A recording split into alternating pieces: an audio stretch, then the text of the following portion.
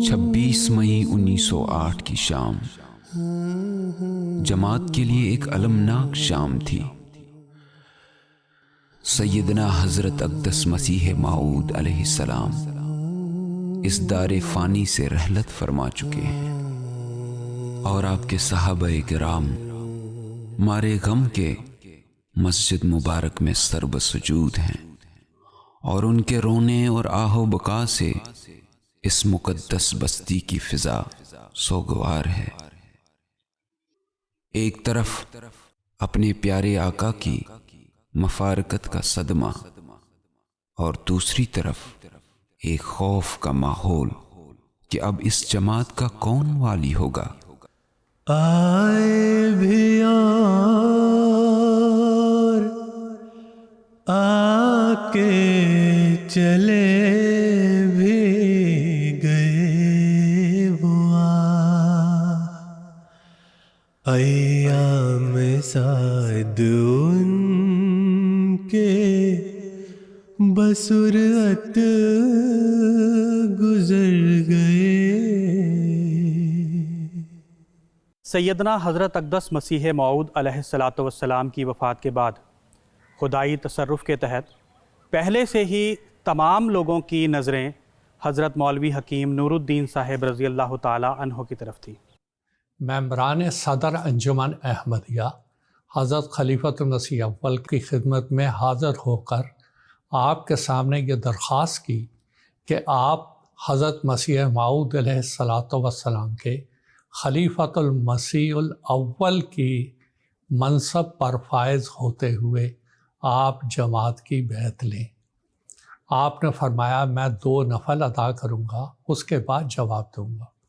2 نفل ادا کرنے کے بعد آپ نے فرمایا چلیں اب ہم اسی جگہ چلتے ہیں جہاں ہمارے باقی بھائی ہمارا انتظار کر رہے ہیں۔ مقام ظہور قدرت ثانیہ میں آپ تشریف لائے۔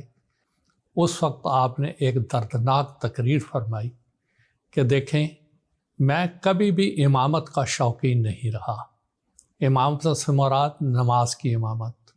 شروع میں نماز کے لیے امامت کرواتا تھا، بعد میں حضرت مولانا عبدالکریم صاحب رضی اللہ تعالیٰ عنہ تشریف لے آئے اور ان کے سپرد یہ کام ہو گیا۔ اب بھی مجھے کسی خلافت یا امامت کا شوق نہیں ہے، لیکن اگر آپ مجھ کو ہی یہ ذمہ داری دینا چاہتے ہیں تو سن لیں، بیعت نام ہے بک جانے کا۔ آج کے بعد جب آپ میرے ہاتھ پر تجدید بیعت کر لیں گے تو آپ کی اپنی مرضی نہیں رہے گی۔ چنانچہ 27 مئی سن 1908 عیسوی کو اسی مقام پر تمام جماعت نے بالاتفاق آپ رضی اللہ تعالی عنہ کو سیدنا حضرت اقدس مسیح موعود علیہ السلام کا پہلا جانشین منتخب فرمایا اور آپ رضی اللہ تعالی عنہ کے ہاتھ پر بیعت کی۔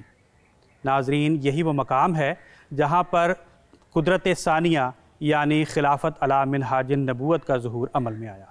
چہ خوشبو دے اگر ہر یک ز امت نور دی بودے ہمیں بودے اگر ہر دل پر از نور یقین بودے۔ مخالفین احمدیت نے سیدنا حضرت خلیفۃ المسیح الاول رضی اللہ تعالی عنہ کے منصب خلافت پر متمکن ہونے کے بعد جماعت کو توڑنے کی ہر ممکن کوشش شروع کر دی۔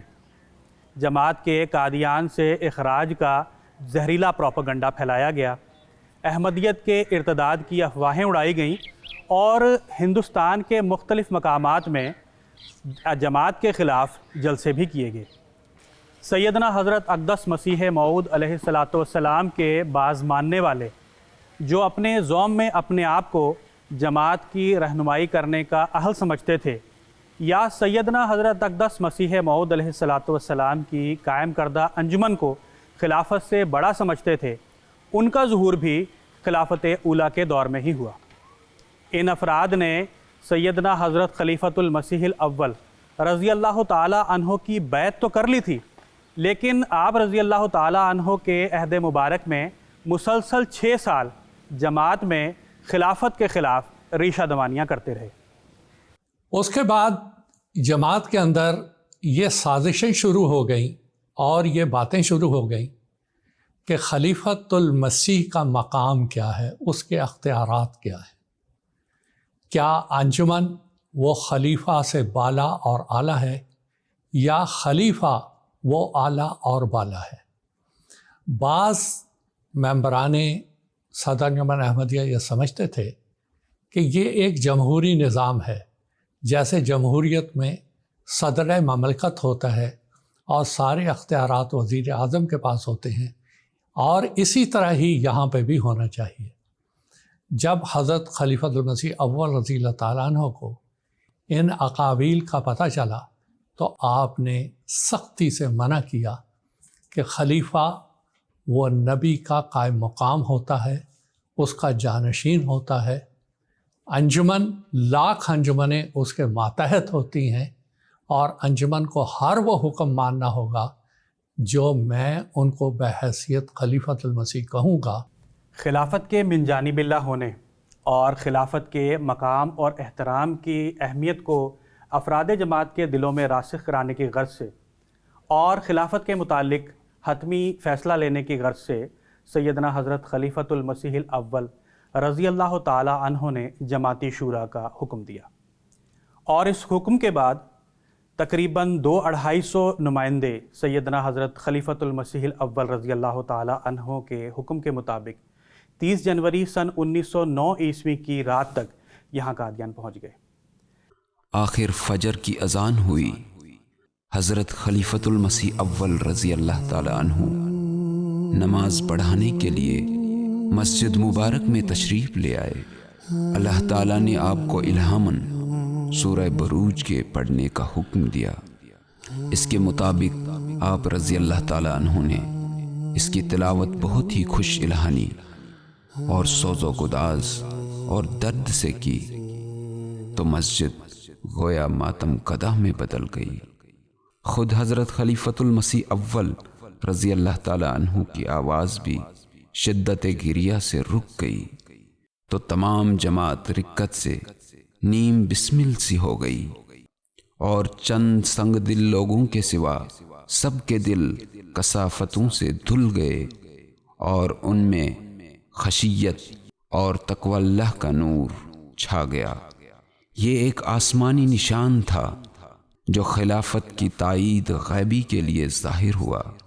اس نماز کے بعد ایسا محسوس ہونے لگا کہ اب کسی کے بھی دل میں خلافت کے خلاف کوئی منصوبہ باقی نہیں رہا ہے، لیکن جیسے ہی سیدنا حضرت خلیفۃ المسیح الاول رضی اللہ تعالی عنہ گھر تشریف لے گئے، عمائد انجمن نے یہ لیکچر دینا شروع کر دیا کہ اب سیدنا حضرت خلیفۃ المسیح الاول رضی اللہ تعالی عنہ اس بارے میں کوئی تقریر نہیں فرمائیں گے، اور انہوں نے یہ اعلان کیا کہ سیدنا حضرت مسیح موعود علیہ الصلاۃ والسلام کی جانشین اور خلافت اور جماعت کی جو حاکم ہے وہ انجمن ہی ہوگی۔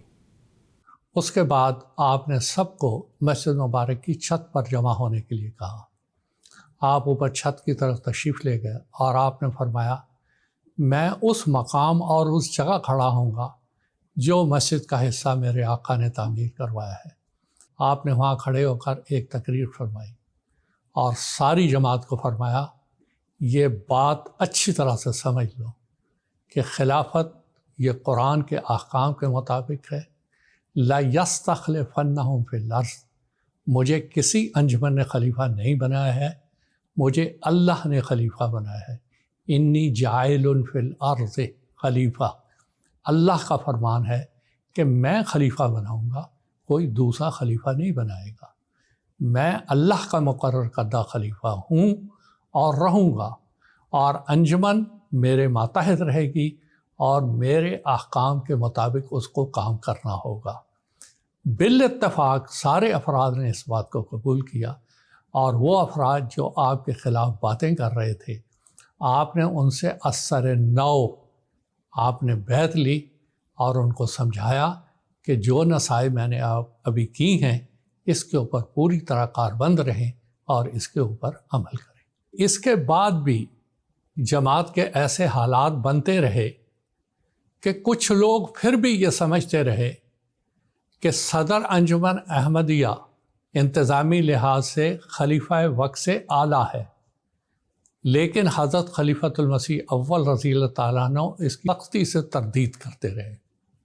یہ ساری وہ ریشہ دوانیاں تھیں جو جماعت میں پھیلائے جاتے تھے، اور جب ان لوگوں نے دیکھا کہ حضرت خلیفۃ المسیح اول رضی اللہ تعالیٰ عنہ کی وفات کا وقت قریب ہے، تو انہوں نے پھر جماعتوں میں بعض خفیہ ڈائریکٹ کتابچے اشتہارات وغیرہ بھیجنے شروع کیے، اور یہ پراپاگنڈا شروع کیا کہ خلافت کی اب کوئی ضرورت نہیں ہے اور اس کے لیے انجمن ہی کافی ہے۔ حضرت خلیفۃ المسیح اول رضی اللہ تعالیٰ عنہ آخر وقت تک اس کی تردید کرتے رہے۔ مقام خلافت کی عظمت کو قائم کرنے کے سلسلہ میں آپ رضی اللہ تعالیٰ عنہ کا جماعت پر اس قدر احسان ہے کہ اسے فراموش نہیں کیا جا سکتا۔ آپ رضی اللہ تعالیٰ عنہ نے اپنے اس عظیم کام سے آنے والی نسلوں کے دلوں میں خلافت کا احترام بٹھا دیا اور بتلا دیا کہ خلافت جماعت کے پاس خدا کی جانب سے ایک دیا ہوا عظیم الشان انعام و فضل ہے۔